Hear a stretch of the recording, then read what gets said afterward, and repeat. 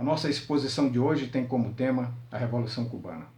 Dia 1º de janeiro de 2020 fez exatamente 61 anos que esse evento aconteceu.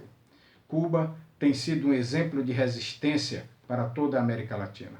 Nós vamos ver agora nessa exposição como essa história aconteceu. Mas para que a gente entenda o que foi a Revolução Cubana, nós vamos retroagir um pouco no tempo e localizarmos historicamente os episódios que fizeram com que essa revolução acontecesse. Então, a Revolução Cubana, para fins de conceituação, podemos dizer que foi um conflito armado que resultou na deposição do ditador Fulgêncio Batista e na chegada ao poder de Fidel Castro e os seus revolucionários. Esse evento aconteceu no ano de 1959. Vamos voltar para a independência de Cuba, quando Cuba se libertou do domínio espanhol. Essa história da Revolução, ela começa bem antes. Então, Cuba se viu livre do domínio espanhol em 1898. Exatamente neste ano, os Estados Unidos, em nome da doutrina Monroe, a doutrina publicada pelo presidente americano James Monroe, que declarava a América para os americanos, ou seja, os americanos do norte, os americanos intervieram em Cuba no momento em que Cuba estava travando uma luta por independência contra a Espanha, que nessa quadra histórica era um império já bastante desgastado e corroído. Os americanos, uma potência então que surgia, foi um peso bastante significativo para a derrota da Espanha e a liberdade de Cuba deste império. Mas os americanos intervieram com a intenção de fazer valer a doutrina do seu presidente, a doutrina Monroe, a doutrina que pregava a América para os americanos. Esta potência, então, que estava nascendo nesse momento, que já estava dando seus primeiros passos, olhava para a América Latina e via o seu quintal, via as imensas possibilidades de roubo, saque e de se apoderar das riquezas naturais do continente sul-americano. Mal Cuba se vê de forma independente, livre da Espanha, ela imediatamente é abatida pela doutrina do Big Stick, a doutrina pregada pelo presidente norte-americano Theodore Roosevelt. Desculpem, tive aqui um lapso de memória. Theodore Roosevelt. Theodore Roosevelt formulou uma política diplomática bastante agressiva para a América Latina, chamada de política do Big Stick. Traduzindo isso, significa a política do grande porrete. Na verdade, era um corolário da antiga doutrina Monroe, de 1823. Essa política diplomática de Theodore Roosevelt pretendia tratar com a América Latina de uma forma bem crua, de uma forma bastante dura, colocando os Estados Unidos como então o país hegemônico em toda a região. Essa doutrina preconizava o seguinte: fale macio, mas tenha em mão sempre um bom porrete. Na verdade, era exatamente isso. Os Estados Unidos estavam se referindo à América Latina nesse momento como um lugar para ser explorado, um lugar de sua dominação. E eles não aceitariam de maneira nenhuma que os países desse lado do continente sul-americano, se tornassem países fortes, viessem a se tornar potências. Então, os Estados Unidos, eles implantaram essa política chamada de política do Big Stick. Os Estados Unidos intervieram na revolta de Cuba para a sua libertação da Espanha, e uma vez que o Império Espanhol foi derrotado, a luta foi tirar os Estados Unidos de dentro de Cuba. Eles começaram então a impor uma série de condições para poder sair da ilha. Uma delas foi a famigerada Emenda Platt. Essa emenda foi feita por um senador americano chamado Orville Platt. Essa emenda preconizava o seguinte: que Cuba deveria se tornar um protetorado dos Estados Unidos, deveria se colocar na posição de um protetorado e deveria ceder a Baía de Guantánamo, onde hoje existe uma base militar americana e uma prisão muito famosa por cometer torturas.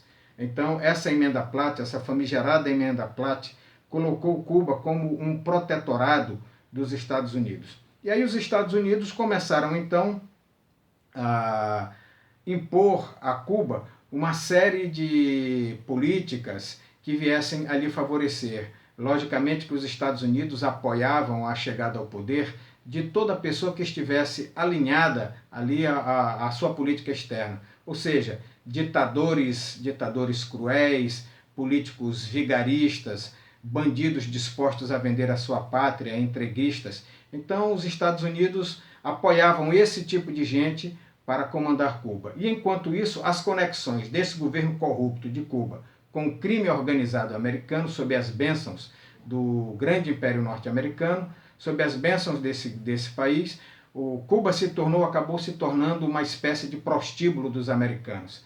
Em Cuba existiam cassinos, essa conexão com o crime organizado dos Estados Unidos fazia de Cuba um paraíso da jogatina, da prostituição, que na verdade era o que Cuba de verdade era nesse momento para os Estados Unidos.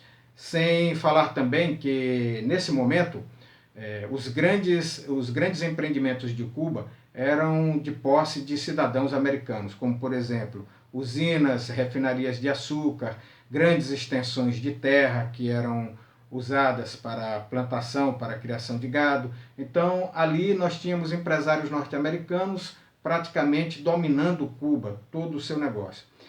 Vamos analisar como foi que se deu essa revolução agora, a partir desse momento. Essa revolução ela não pode ser vista como um evento isolado que ocorreu apenas em 1959 e decretou o fim do governo de Fulgêncio Batista. Não, temos que retroceder bastante no tempo e voltarmos até o ano de 1955, quando Fidel Castro, combatendo o governo corrupto de Fulgêncio Batista, juntamente com um grupo de mercenários, tentou um ataque a um quartel chamado de ataque ao quartel de La Moncada. Lá eles foram derrotados, foram rechaçados pelas tropas leais ao ditador Fulgêncio Batista. Fidel Castro foi preso juntamente com seu irmão Raul Castro, que era um dos revolucionários, e muitas pessoas, muitos dos ajudantes de Fidel Castro, muitos dos companheiros de Fidel Castro acabaram sendo mortos. Muitos foram mortos, outros foram presos e exilados. O próprio Fidel Castro e seu irmão Raul ficaram presos durante 2 anos. Eles foram detidos, foram presos, mas foram anistiados 2 anos depois. Depois dessa anistia, Castro foge, vai embora, se exila no México, juntamente com seu irmão.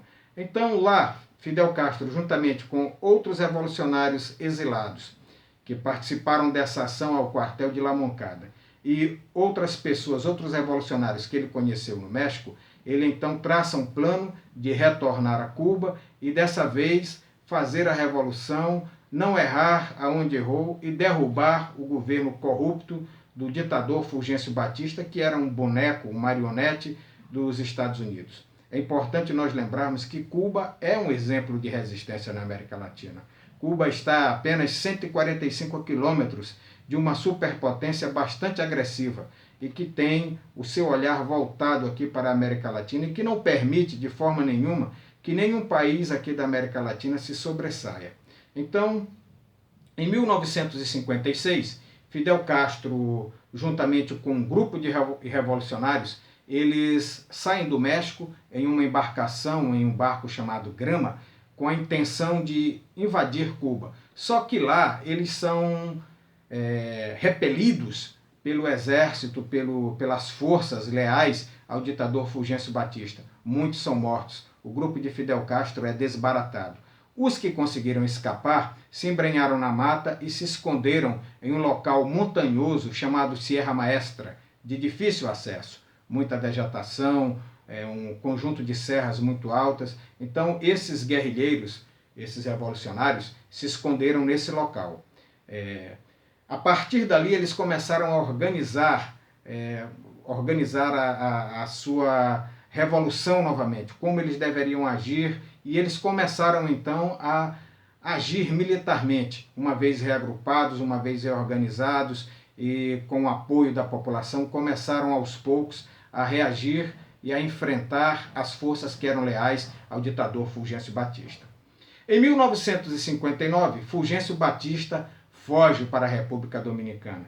Nesse momento, os seus padrinhos norte-americanos preferiram não dar um apoio direto a Fulgêncio Batista, deveriam já estar de saco cheio dele, e viraram as costas, com a intenção de manipular, então, o novo regime que estava se instaurando em Cuba. Logicamente que os americanos calcularam mal. Eles pensaram que ali estavam entrando outros ditadorzinhos e que seria mais fácil lidar com esse pessoal do que com o velho ditador que já estava bastante desgastado, inclusive com a população, pelo fato de ser muito corrupto, ser muito violento também, de ser perseguidor. Então, os guerrilheiros de Fidel Castro, o próprio Fidel Castro, tinha muito apoio por parte da população. E os americanos, nesse momento, calcularam que eles deveriam manipular o novo regime que estava chegando ao poder. Bom, quando Fidel Castro assume o poder, ele muda de forma paradigmática toda a organização, toda a política que vinha sendo exercida com maestria pelo Batista. Quando eu falo com maestria, na questão de ser entreguista, na questão de ser antipatriota, na questão de vender a sua terra e virar as costas para o seu povo. Então, nesse momento, Fidel Castro toma uma série de medidas que vão contrariar os norte-americanos. E que mudanças na política foram essas? Bom, primeiro ele fez a nacionalização de todas as empresas privadas que existiam em Cuba. Lembrando que essas empresas pertenciam principalmente a empresários norte-americanos, a investidores norte-americanos. Então Fidel Castro faz uma nacionalização dessas empresas privadas, refinarias e usinas de açúcar. Faz também uma reforma agrária, desaloja aqueles americanos que eram donos de vastas extensões territoriais. Nesse momento, o governo americano entra quase que em parafuso. Eles começam a ficar preocupados com essas medidas. É importante que a gente diga que a Revolução Cubana ela não nasceu socialista. Ela não tinha esse viés de ser, perdão, eu falei nacionalista, ela era nacionalista. Ela não nasceu com essa visão socialista. Os cubanos, quando fizeram a Revolução, eles não tinham a ideia de que eles iriam se tornar um país socialista, que eles iriam abraçar a causa comunista. Não. No momento a Revolução, nesse momento aqui em que se deu a deposição de Batista, era uma revolução nacionalista. Os cubanos estavam querendo se livrar de um ditador cruel, corrupto, vendido, calça arriada, que entregava a sua nação à tutela dos Estados Unidos, que faziam lá o que bem queriam. Volto a dizer a vocês, Cuba não passava de um enorme prostíbulo dos americanos. Os americanos tinham tomado conta de Cuba total, de cabo a rabo, como se diz, totalmente. As empresas pertenciam a grupos americanos, a jogatina corria solta na ilha, devido às conexões ilegais entre o governo do ditador Fulgêncio Batista e o crime organizado nos Estados Unidos. Cuba era um paraíso para o crime. Tá? Então, bem ali a apenas 145 quilômetros de Miami. Muito bem, quando Castro começa a fazer as suas mudanças na política, logicamente que isso afetou muitos americanos. E aí eles começaram a tomar medidas que nós vamos ver que ao longo do tempo se tornaram medidas, atentados, melhor dizendo, atentados, verdadeiros atentados, atentados terroristas em larga escala. Talvez Cuba seja o país do mundo que mais tenha sofrido o terrorismo de Estado, mais do que o mundo inteiro junto. Foram muitos ao longo do tempo, muitos. Foram atentados midiáticos, atentados biológicos, atentados militares, enfim, uma coisa terrível, que nós vamos ver aqui algumas delas. Ainda eu pretendo apresentar aqui para vocês algumas dessas medidas terríveis que o governo americano tem tomado contra Cuba. O presidente Eisenhower, Dwight David Eisenhower, que nesse momento estava saindo do poder, ordenou, isso aí tem documentos que comprovam, nos livros falam isso, ele ordenou ao diretor da CIA que tomasse medidas para derrubar Fidel Castro do poder. Então o presidente Eisenhower, que estava no seu final de mandato, ordenou ao diretor da CIA que tomasse medidas para depor Fidel Castro, para acabar com a revolução em Cuba de todas as formas e voltar ao que era antes. Mas ele estava em fim de mandato. Quem assumiu, na verdade, o abacaxi foi o seu sucessor, o presidente norte-americano John Fitzgerald Kennedy, presidente Kennedy, que foi assassinado.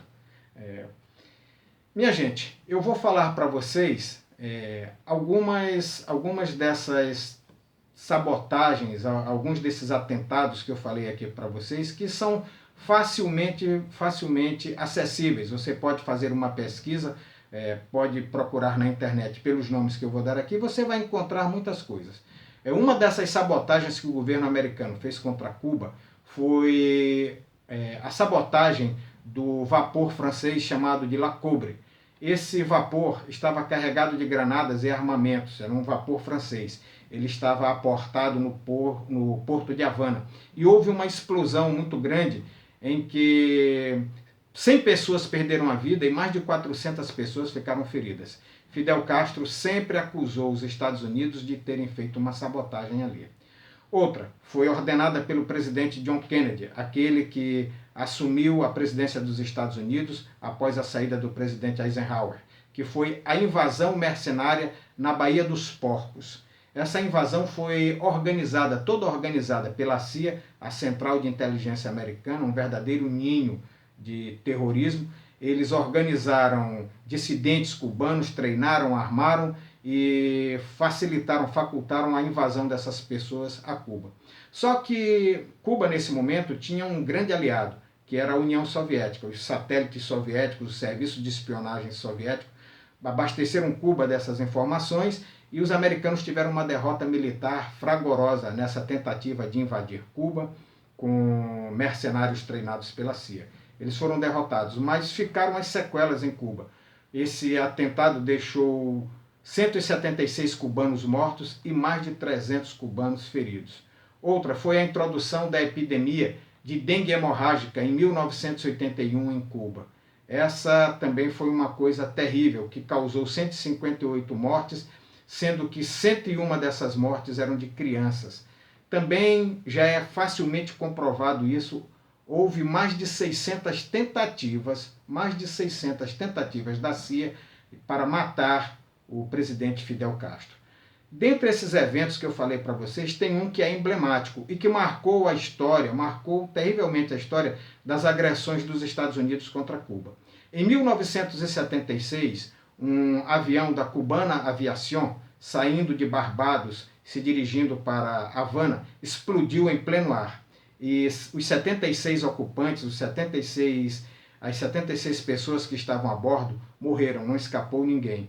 As investigações chegaram até os autores do atentado. Esses autores do atentado eram dois cubanos, o Luiz Posada Carrilles e o Orlando Bosch. Esses dois cubanos fugiram e se refugiaram nos Estados Unidos. Ficaram lá até quando morreram. Então isso aí é uma demonstração do nível de resistência de Cuba ao imperialismo norte-americano. Isso mostra de forma bem clara, e não adianta aqui a gente querer escamotear, a gente tem que deixar bem claro o que realmente tem acontecido, quem realmente é o inimigo da América Latina, quem realmente impede a América Latina de crescer, mantém a América Latina nessa situação terrível. Cuba, como eu falei para vocês, a Revolução Cubana ela não nasceu com viés socialista, ela acabou se tornando assim, porque devido às perseguições dos Estados Unidos, devido ao boicote que os Estados Unidos fizeram ao açúcar cubano, que é uma das maiores fontes de receita de Cuba, juntamente com o tabaco, os americanos